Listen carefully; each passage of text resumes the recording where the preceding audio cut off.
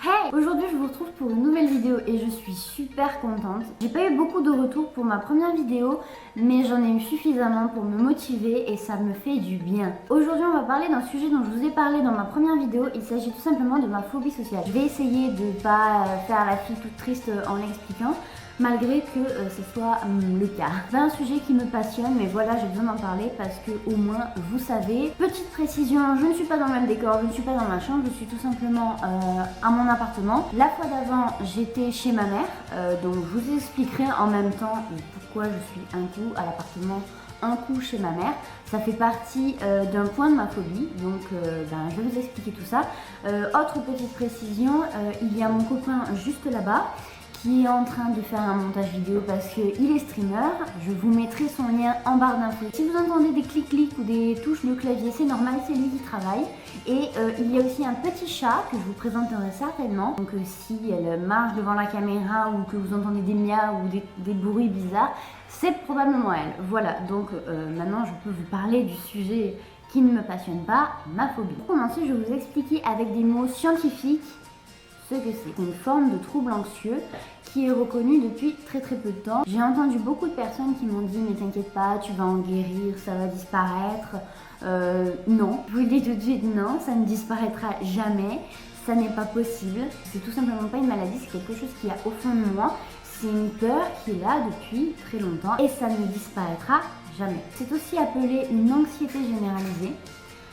Parce que ce mot fait moins peur que phobie sociale. Donc c'est une anxiété généralisée qui est handicapante. Donc on ne peut pas vivre normalement. Je vis pas normalement, je vis pas comme vous. Je suis un extraterrestre en fait. Maintenant je vais utiliser mes mots à moi. Donc ma phobie, qu'est-ce qu'elle est? Qu'est-ce que c'est? Pourquoi? Tout simplement, j'ai peur du jugement. J'aime pas qu'on me juge. Personne n'aime qu'on me juge, c'est logique. Mais ceux qui ont une phobie sociale ont peur fois 100 000. C'est une peur irrationnelle, c'est une angoisse qui ne se contrôle pas. Je ne supporte pas le regard des autres sur moi. Pour moi, le regard des autres, c'est juger. Eh ben, je suis pas bien. J'ai peur de tout ça. Mais j'ai aussi peur des lieux inconnus comme les magasins, les lieux administratifs, enfin tout ce qui est inconnu. C'est-à-dire pas chez moi, pas chez mes grands-parents, pas chez mes amis, pas chez ma famille, etc. Donc voilà, c'est des lieux qui me font peur et j'ai aussi peur des inconnus. Donc aller dans un lieu inconnu avec des gens inconnus, je vous raconte pas la trouille que c'est pour moi. Pour ceux qui ont une phobie sociale, c'est énorme. Ce que je ne peux pas faire en ayant cette phobie, c'est vivre. Je généralise beaucoup, mais c'est ça en fait. Je peux pas sortir toute seule. Je peux pas me rendre à des rendez-vous, je peux pas aller dans un magasin toute seule, je ne peux pas travailler, je ne peux pas passer le permis, je ne peux pas passer un examen en fait parce que passer un examen c'est être évalué, donc c'est être jugé et donc c'est pas possible. J'étudie à domicile parce que je ne peux pas non plus étudier dans un établissement parce qu'il y a trop de monde. En même temps je dis ça, mais il y a trop de monde, ça se rapporterait à l'agoraphobie. L'agoraphobie, c'est la peur de la foule. Que la phobie sociale, c'est la peur de tout le reste en fait. On a aussi peur de la foule, mais moins, parce que dans la foule, on est caché, on est camouflé, on est dans une masse en fait. Et personne, enfin, on ressent moins le jugement et le regard des autres, alors que pourtant, il y a beaucoup plus de regards qui sont portés sur nous. Enfin, c'est une logique pas très logique. Je ne peux pas aller en cours et je ne peux pas non plus répondre au téléphone ou même appeler. Donc je passe très peu de coups de fil et quand je réponds avec quelqu'un que je connais pas, je suis sur la défensive, je ne me sens pas bien et je regrette d'avoir décroché. Je passe très peu d'appels téléphoniques, je ne téléphone qu'à ma mère, à mon copain et à mon frère pratiquement parce que ce sont les trois personnes que j'ai l'habitude de côtoyer en fait et donc cette phobie avec eux elle ne se ressent pas. Je dis pas que j'ai peur avec les autres membres de ma famille ou même avec mes amis, mais c'est pas pareil, je ne les vois pas tous les jours et donc le contact que j'ai c'est différent, je suis sur la réserve, même si avec mes amis je devrais pas. C'est assez compliqué, il faut apprendre à vivre avec.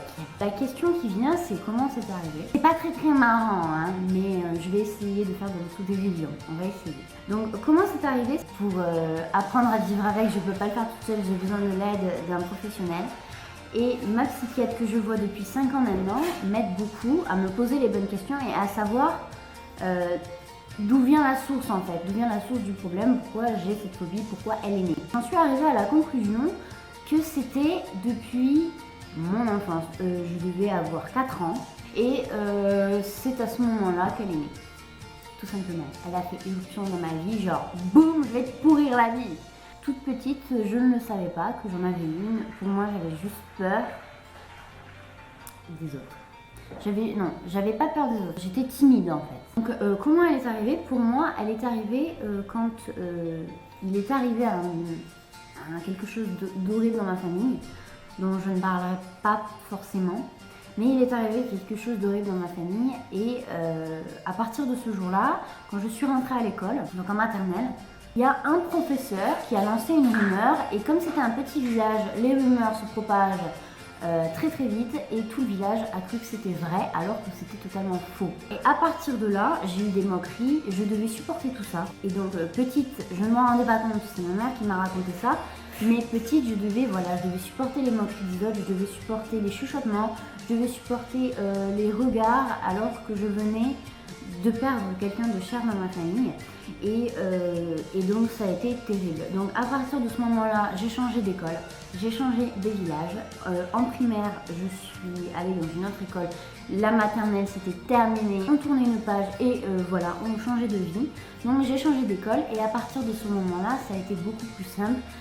C'était un autre petit village, mais personne ne me connaissait, personne ne savait ce qui s'était passé et personne ne me jugeait. Donc à partir de ce moment-là, je me suis vraiment épanouie.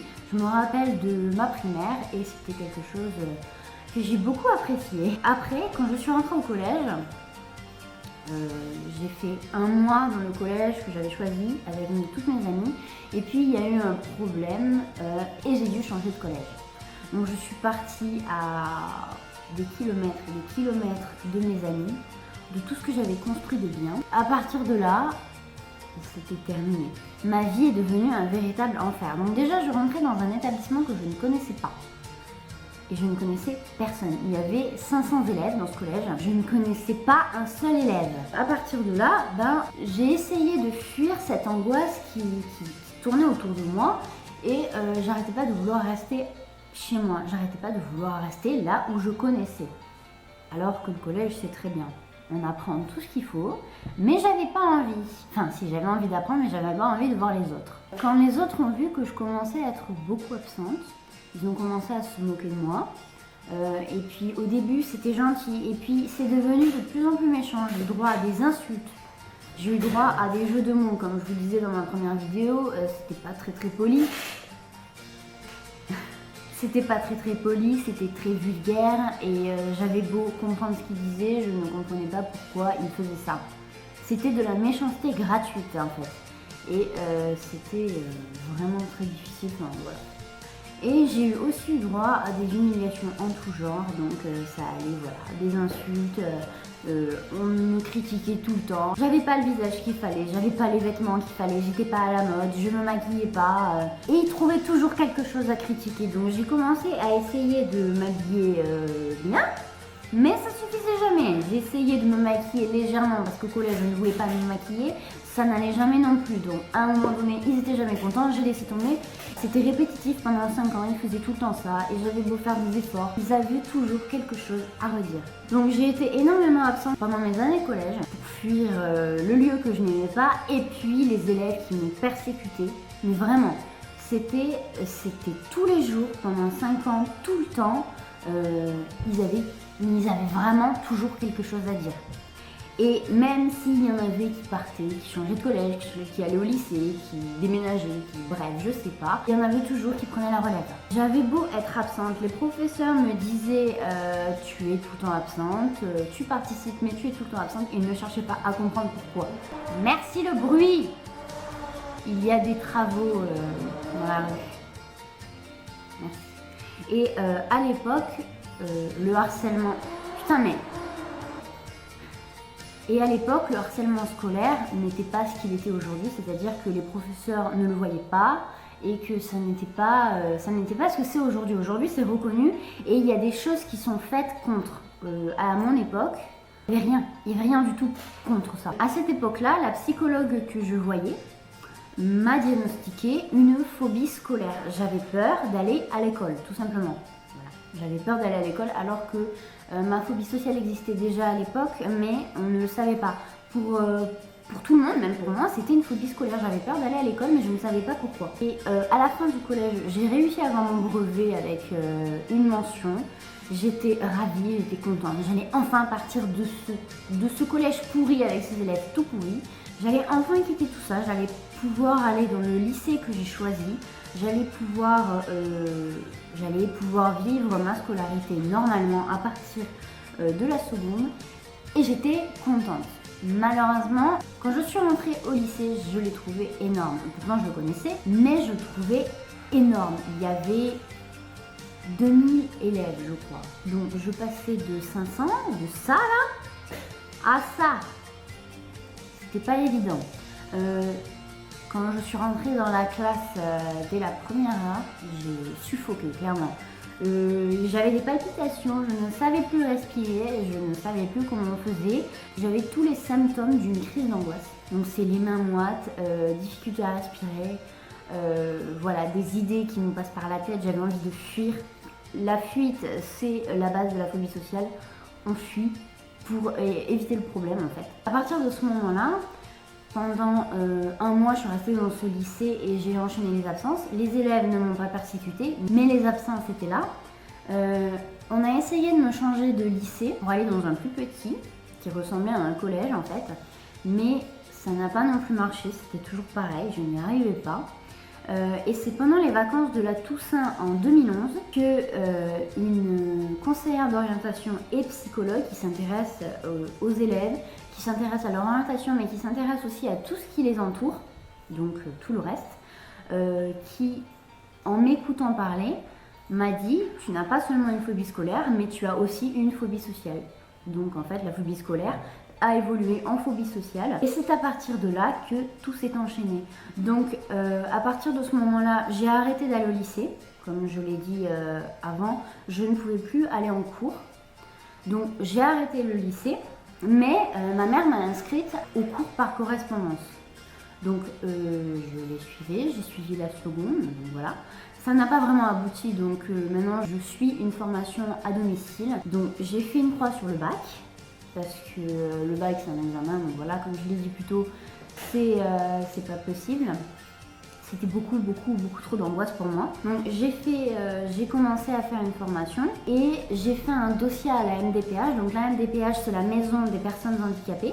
Donc la phobie sociale est reconnue comme un handicap et donc je suis reconnue comme handicapée. Je sais que beaucoup de personnes ont peur de ce mot handicap. Évidemment tout ça m'a fait perdre énormément confiance en moi. C'est très dur au quotidien. J'en viens au sujet de pourquoi je suis des fois à mon appartement, des fois chez ma mère, tout simplement parce que ma mère est un repère, mon copain aussi est un repère, mais l'appartement c'est un lieu inconnu encore pour moi. Enfin, j'y vis, voilà, mais j'ai toujours vécu dans une maison avec ma mère et là me retrouver dans un appartement sans elle, sans mon premier repère en fait finalement, c'est très compliqué pour moi, donc j'alterne.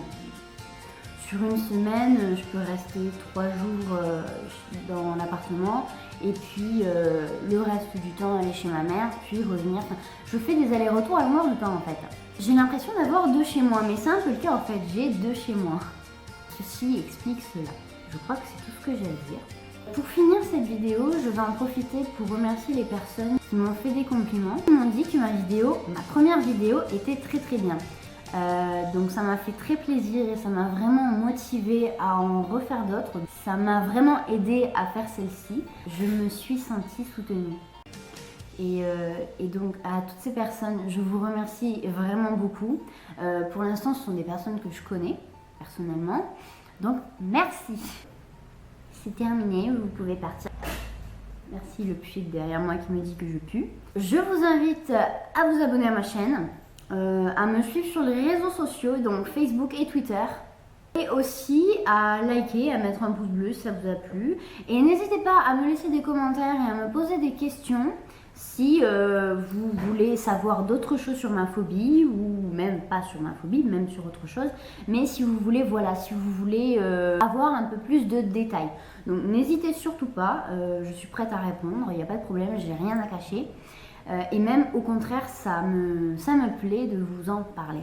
J'espère vous revoir dans une prochaine vidéo très rapidement.